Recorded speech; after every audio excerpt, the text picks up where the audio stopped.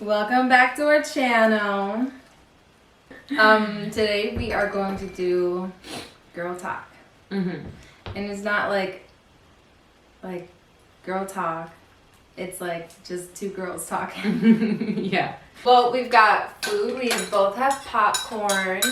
Yeah. We both have tea, but mine's over there. And then I have a nice smoothie. Everybody's got a fruit bowl. So Marisa asked us, What our favorite thing to do is thing to do. play The Sims. Oh, yep. Mine is play The Sims and Toontown. Yeah. You guys, I still play Toontown.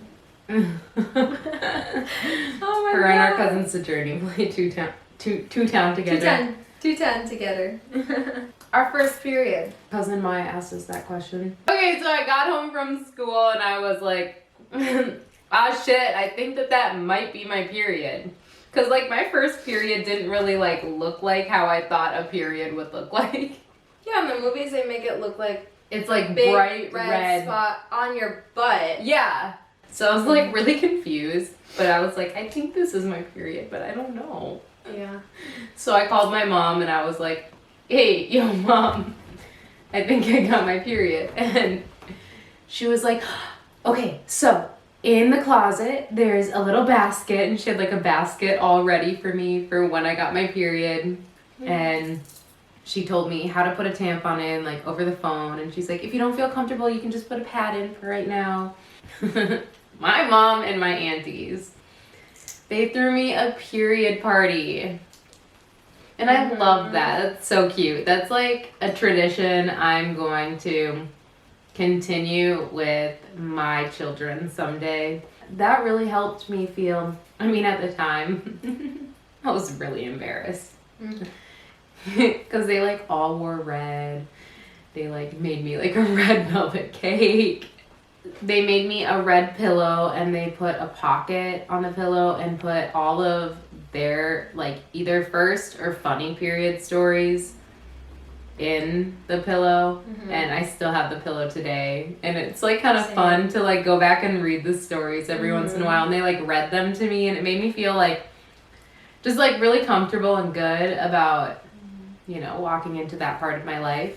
When I got my first period, I was at dance and I went to the bathroom, to the classroom, the dance room that Ruby was in class in, and I'm in the doorway and I'm like, Ruby.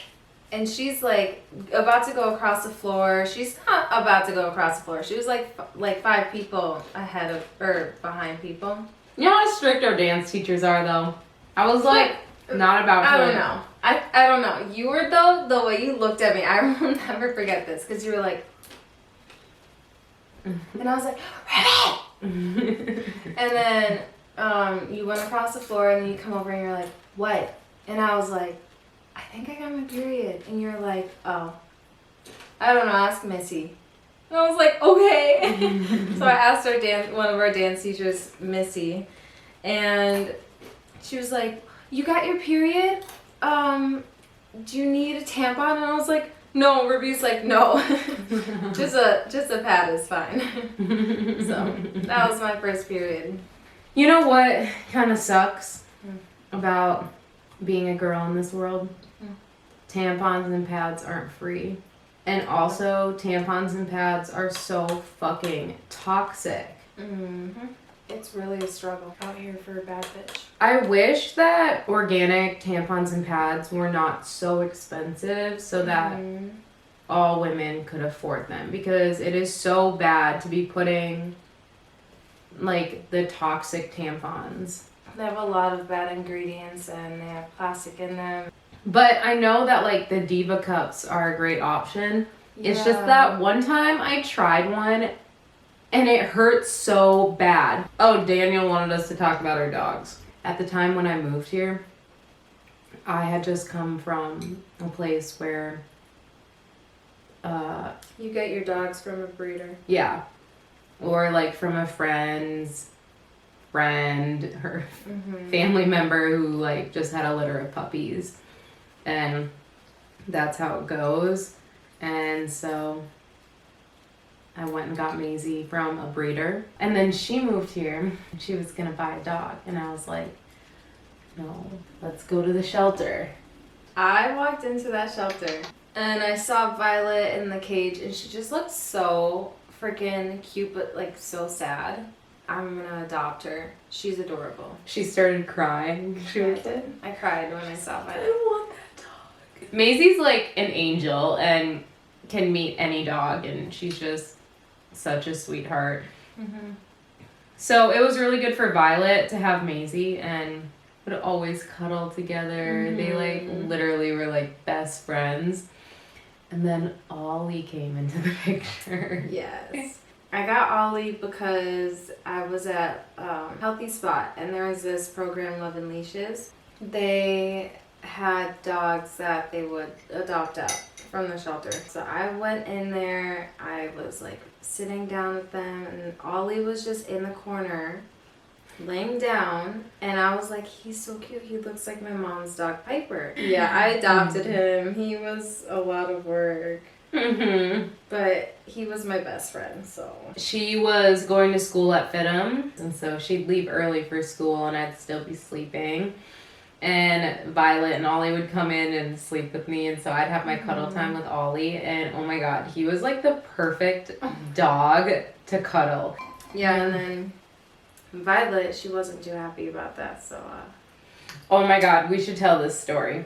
This is the one that was the villain in the story. So I'm on the couch. Violet is already in my lap, and Ollie was already on the couch, but he had jumped off to go bark at the window, and then he went to come and jump up, so I go down to grab him. Violet was not happy, so she got quickly latched onto his ear and bit like a chunk, ripped it. So then as I'm trying to like hold him and push her, she gets back onto the ear and fully rips off the tip of it. And Ollie went to go bite her back, and I had to put my hand in front of him because he would have like really, yeah, like she would have been like, you know. And so I got bit in the finger. Ollie's ear came off, and the tip of his ear came off. It yeah, was like a tiny bit chunk. of tip, yeah. And I felt so bad. Oh my god, this sounds. Oh my god. He jumped off the couch and he's running around the house shaking his ear and then like back and forth and shaking his head. So there's blood splats everywhere. And she told me there was like blood everywhere, but I did not see it. Yeah. So she wasn't expecting it. So I, yeah, so then I like grabbed him. I put a towel on his ear. Okay, so we come back home after Ollie's like, he's still at the hospital getting his ears stitched up and stuff, and we had to leave him there for a few hours, so we came home. I literally was so scared, like, you guys, it smelled so bad. Oh, like, God. That much blood, I can't even tell you how much, like, I can't, like we found the tip that, like, came yes. off when we were cleaning, and I was like, how did that much blood come out of, like, such a little, like, part of his ear? But oh my god, we couldn't eat the next day because it smelled like iron. And I like iron. was so Straight nauseous iron. for like a day. Yeah, and it was all because of her. Yeah.